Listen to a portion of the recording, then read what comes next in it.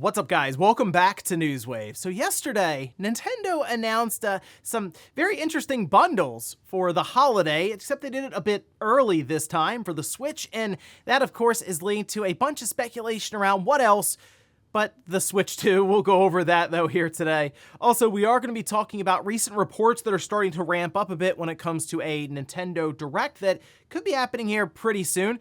Go figure, a Direct in September. Who saw that one coming? And we're also going to be talking about a major game that seems to have been fixed now months later that continues to bring up a really frustrating practice that is becoming more and more common in games. Guys, if you enjoy these videos, make sure you hit that like button, helps out a ton, and if new here to the Spawnwave channel, make sure you subscribe down below. We're gonna start today with Xbox Game Pass games for the month of September. Obviously, there's a big game out today for Game Pass, but there's still a few others thrown in there that you might want to be checking out, which we can head over here to news.xbox.com, starting at the top with Gris. That is out now, so that's cloud, console, and PC. And then, of course, Starfield, that is also out today. Technically it went up last night, 8 p.m. Eastern time, but if you've been wanting to jump in, it's available cloud, PC, and Xbox Series X and S. This is the first time it's available on cloud, as even during early access, you could not access it through that, which is still kind of annoying. You feel like you pay potentially up to $100 or I guess $35 on top of your Game Pass Ultimate subscription. I feel like you'd be able to also stream it if you want to, but they still need to work that one out. And then on September 14th, Solar Ash, that's cloud, console, and PC. This is a game that I of course, was aware of, but it sort of went into the backlog. They got lost in the shuffle. Let me know about this one if you played it, because I do think it looks interesting, especially from the creators of Hyper Light Drifter. It might be worth checking out, giving you a download on Game Pass. And then moving up to September 19th, another game that I've been looking forward to see how it turns out. Lies of P. Of course, there was a demo for it and everything, but just to see the full game, as apparently they took feedback after that demo to do some different fixes here and there and improvements. That is cloud, console, and PC. So this is looking like a pretty good September for Microsoft, of course, with Starfield, but even something like Lies of P, and this is how Microsoft was envisioning this, to have some of these big-time releases going into Game Pass consistently, because then, going into October, there's also Forza. Also, it does look like reviews for Baldur's Gate 3 on the PS5 have started to drop, and remember, this is a game that is rated like a 96 on PC with over 90 reviews up, so I was curious how the PS5 version will be received, and, well, we can see this posted up over on Metacritic. At this time, has 9 reviews, so very similar to the PC. They will be coming in slowly because this is such a large game. It takes a lot of time to review it, but sitting at a 97. So that paired with the PC version, I mean, this could end up being a game that scores somewhere between 96 and 97 with more reviews even than Tears of the Kingdom, when this could end up with like 150, 160 reviews between the PS5, PC, and remember the Xbox version coming up apparently in the next 2 to 3 months.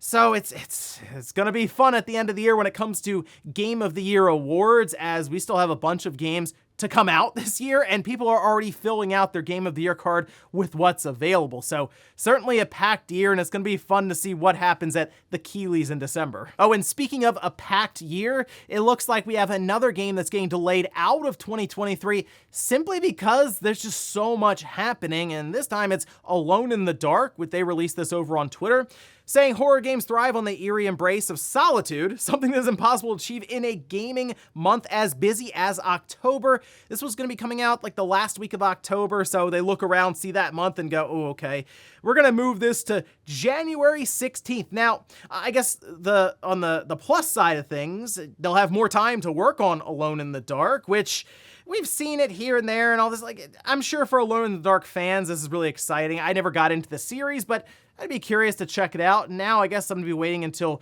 January to see what it's all about. And guys, with some of the quick news out of the way, let's get into the bigger stuff. Let's start right away with Nintendo and some console bundles and limited edition systems that they've announced. And interesting timing here is what I'll say. As I mentioned, is leading to a lot of speculation around Nintendo's next generation device that I feel like we might be 6 or 7 months away from it being officially revealed, as we're in 2024. But let's take a look here at the tweet that was put out by Nintendo of America, where they say the Nintendo Switch Mario Kart 8 Deluxe bundle arrives October 6th.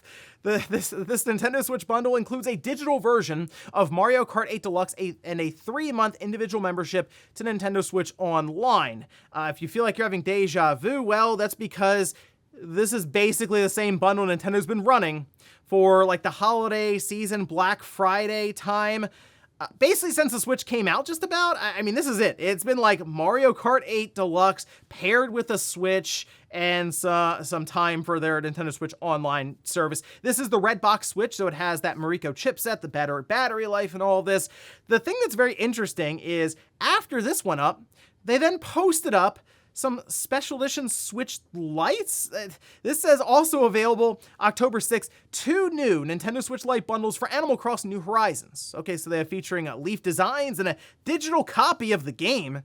So that's interesting. They throw Animal Crossing in, similar to what they've done here with Mario Kart 8 Deluxe. And I mean, the etchings you could see sort of on the back of the different Switch Lite systems here definitely plays into the idea of Animal Crossing. And I saw some people who were like, I don't really need a Switch Lite, but I am a big Animal Crossing fan. This will be really fun to have, and that's the idea, obviously, from Nintendo, and that's what's playing into the speculation of maybe them clearing stock out to get ready for the announcement of their next generation system, and then have basically all hands on deck in manufacturing ready to go. But the thing with that is Nintendo will probably be selling Switch systems probably a year or two, even after the next device comes out. Sony has been making the PS4, well, they have been making PS4 for a while, even with the PS5, and it seems like they are moving away from it now, but there was cross-generation for a couple of years there, and I think Nintendo's gonna treat the Switch the same way, as there's a chance the new system is, say, $400, maybe even more with higher storage options. It's always possible. And the Switch kind of falls into that lower price tier that maybe you'd buy for kids, maybe. Or, hey, you're just interested and you're like, well, you know what, this Switch got a price drop recently. I'll just see what that's about. And if I like it, I'll look into the next system down the road. But it is odd because this is about a month to a month and a half earlier than they've ever announced something like this, the Mario Kart 8 Deluxe bundle. Typically, it's in that first to third week of November, again, running up to the holiday season with Black Friday on the horizon. But you know what the best part about all of this is? It means that Mario Kart 8 Deluxe is going to be sold with a bunch of Switch systems this holiday, which means it'll probably be topping sales charts somewhere in the world once again, and it'll be putting up a big number, of course, next to Super Mario Bros. Wonder that I would assume would take the top spot above Mario Kart 8 Deluxe, but who knows nowadays, because we look at the sales charts quite often here, and Mario Kart 8 Deluxe is always up there. Now they're going to package it with Switch systems that are, yes, coming in cheaper than something like the Switch OLED, and I'm sure they'll be flying off of store shelves. So Mario Kart 8 Deluxe continues to roll along. Looking forward to hear about how well it's sold throughout the holiday season. And we then, of course, question, what's the point of a new Mario Kart when Mario Kart 8 Deluxe just keep selling? Next up, let's stick with Nintendo here, as there are reports circulating right now about a Nintendo Direct coming up here pretty soon. Now, this was posted up over on Universo Nintendo, saying new Nintendo Direct presentation should happen next week. Okay, so I think most of us at this point can conclude that, yeah, there's probably a Nintendo Direct coming in September, and hey, we're through the first week just about. So lining up maybe next week, of course, to also coincide with Tokyo Game Show. I think that is very important, by the way, for expectations as to what Nintendo would be showcasing here. It would more or less be with publishers and developers who would have big spots at Tokyo Game Show to show off some of these titles. If you remember last year, the big running joke was it was a lot of farming simulators, like those kind of games, right? Games that took place with farming mechanics alongside of RPG elements, that sort of thing, and again, it kind of played into Tokyo Game Show. So I do still think Nintendo will have some pretty cool stuff to show off, and yes, I do think that there will be a Nintendo Direct next week, okay? So if I had to take a guess, I don't know, like the 13th or so, of course, depending on time zone, sure. But Nintendo, I think they're in a pretty good spot currently with their holiday season lined up, of course, with Super Mario Bros. Wonder really headlining the whole thing, but then things like Super Mario RPG and playing into some of the third-party stuff with Star Ocean Nintendo, good spot. So I really think they would just want to reinforce some of those titles and also sprinkle in a few others, maybe to start out 2024. As we know, Princess Peach, and we of course know Luigi's Mansion is coming up, but maybe they do want to make an announcement for another GameCube remaster like F-Zero GX. That's been talked about quite a bit, and it's always possible they could make that announcement even a couple months before it comes out, or maybe that Legend of Zelda Wind Waker Twilight Princess bundle finally comes to fruition, and maybe it still makes it out for this holiday. So I think there are a lot of possibilities for what Nintendo could show at the Direct, but I also want to caution people with Nintendo's current expectations and trajectory, since they are about to go into a new generation, which is where a lot of their internal development staff, I'm sure, is focused on to make sure they have a good launch for their next system. Again, we assume holiday 2024. So seeing things like GameCube remasters, ports of 3DS games and stuff is where I would put my expectation level. And if they have something really cool to show, like Metroid Prime 4, just it's a crazy idea, that game from 2017, you can get excited then. Next up, let's talk about Star Wars Jedi Survivor and how it now appears to be mostly fixed. It's taken many patches. I mean, we were counting up to like 6 or so, and it's still kind of sketchy at times. But now, a recent patch appears to have taken care of a lot of problems with the game when it came to frame rate and issues in performance mode, pacing, that sort of thing, which we can see this posted up over on EA's website. This is patch 7. So, as I mentioned, we counted up to patch 6. Finally, with patch 7, it arrives. It's out now. PC, PlayStation 5, Xbox Series X, and S. And here are the fixes you can expect with this patch. Performance mode completely reworked, all right, to substantially improve player experience. So they have a number of GPU, CPU optimizations, along with disabling ray tracing, which we kind of figured that was tanking performance, and it was to the point where it's like, you know what? I would just prefer ray tracing to be off. Sure, the rock might look a little less shiny, but if I can hold a much steadier frame rate that maybe it's close to 60 frames, that's fine with me, right? Anyway, this has resulted in a better player experience, including a solid 60 FPS in performance mode. I sound exacerbated right now because I would have liked to have played it this way when it first came out, in April. It says quality mode has also received optimizations to help reduce FPS fluctuation and introduce other visual improvements. Also, we have variable refresh rate support added for PS5, and then additional performance optimization improvements for PC, including DLSS support. Wow, okay, that one probably stings for PC gamers too. So the way I'm looking at this is, it's probably now when the game should have come out. Like, this should have been a September release, maybe October. Maybe they were dealing with that in October too, alongside of everything else. But instead they pushed it out in April, and it's one of those situations of sell it now because I think the intellectual property is strong enough with Star Wars and goes together very well with, with video games coming off of Jedi Fallen Order that I really enjoyed, and we'll fix it later. And that's kind of where we are now, but I've already beaten the game. I've kind of moved on from it with everything else happening, and I don't really feel the pull to go back to it because now I'm in the middle of, say, Starfield. So it is a frustrating situation, especially if you did buy it and just stopped playing it. You've basically had it on the shelf for months now, hoping that patch comes, because there's always a possibility that it just doesn't materialize. Now, I do wonder if this also has to do with them backporting it to the PlayStation 4, where they are, of course, optimizing it even further to work on technically lesser hardware, right? Less capable hardware than the PS5.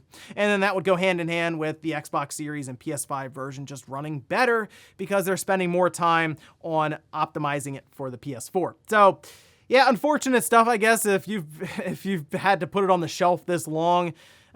Maybe I'll fire it up just to see how it performs, although again, I'll probably be kind of annoyed because I missed out on that experience for the first time because, I bought the product for full price when it came out thinking that it would perform well, and silly me. And in our last bit of news, let's talk about Square Enix and another sales milestone they've announced for the classic Final Fantasy series. We can see this posted up over on Twitter, where they say, victory fanfare awaits. The Final Fantasy Pixel Remaster series has now reached 3 million copies sold. That's across basically everything: PS4, Switch, Steam, mobile. Thank you so much for your support and for sharing this EXP with us. I do have some questions around how they're tracking this, because the way it's worded It's not really clear if it's the entirety of the collection, so you can just buy the entire like set of games for a full amount, like full lump sum, or you can buy each game individually. If I buy Final Fantasy VI, does that count as an entire sale for the Pixel Remaster? So if that's the case, then 3 million, yeah, that wouldn't be too hard to reach necessarily. But if this is truly for, everyone who's bought the entire bundle of games as we tracked it under a single SKU, then yeah, that's incredible stuff. And it does show that people are still very interested in the classic take on Final Fantasy with the turn-based RPG. And I think it is something that Square could still do now to this day, alongside of their push currently into a more action-based Final Fantasy series. And maybe they take a shot at it and just put it on everything and see what happens then. Because even after seeing something like Sea of Stars do as well as it has, I mean, it's reached 250,000 copies sold already, while also existing on Game Pass and PlayStation Plus. Yeah, it seems like it still works. So Square, I'm sure they could make a pretty good turn-based RPG playing into that Final Fantasy namesake in the series, and I'm sure people would respond pretty well. So maybe this is a message to Square.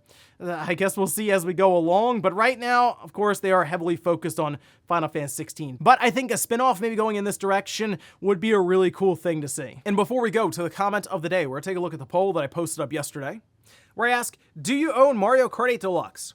74% say yes, 26% of you say no. Okay, well, we're never getting the next Mario Kart. 26% of you still need to buy it before Nintendo is going to move on to the next one. They're about to pull off a 10-year cycle for Mario Kart, which is incredible stuff. Mario Kart 8, 2014 on the Wii U, about to still have it in 2024 on the Switch. Although, really, the way you launch the next system, let's face it, at this point, looking at everything when it comes to sales, it's a new Mario Kart game. And I have to imagine Nintendo knows that, and it's been so long, that would be a massive hype reveal and a way to pair it with a new system to get people to jump over to it. Or maybe Nintendo makes it cross-gen and then sells like 100 million copies or something. But here's hoping it's around the corner at this point, because we've lived through it with Mario Kart 8. Multiple releases, an entire live service booster course thing. I think we're just ready for the next one. And we'll finish up with the comment of the day, as you're seeing here. This is from Michael, who says, it's cool that the NES is getting a new game in 2024, but I've always associated 90s shows like Rugrats more with the Super Nintendo. Really, it just comes down to, I guess, what you had in your house at the time. I mean, when I was younger, it was whatever we had, right? So the NES actually lasted us quite a while, and there were still a lot of games coming out even after the Super Nintendo release. That was like 1990, 1991. I remember Mega Man 6 came out years after the Super Nintendo. It was like almost up against when the original PlayStation came out. So the original Nintendo still alive and well even midway through the 90s there. But yeah, that's kind of how I see it. There was the NES in my house for a long time until that Super Nintendo hit. So for me, yeah, it actually makes sense for Rugrats to be on the original Nintendo, but I can see it the other way as well with the Super Nintendo. And ladies and gentlemen, that's going to do it here for Newswave. If you enjoyed this video, guys, hit that like button. If not, hit the dislike. Leave comments down below about everything we talked about here today. Was Nintendo releasing these bundles a bit earlier? Do you think they're clearing out stock for their next system? And are you someone that still needs to buy Mario Kart 8 Deluxe? Then also, what about a Nintendo Direct maybe being set up for next week? What would you like to see get revealed there? And then Jedi Survivor, seemingly now fixed months later. Are you going to give it a shot? Thanks guys for watching, and I'll see you next time.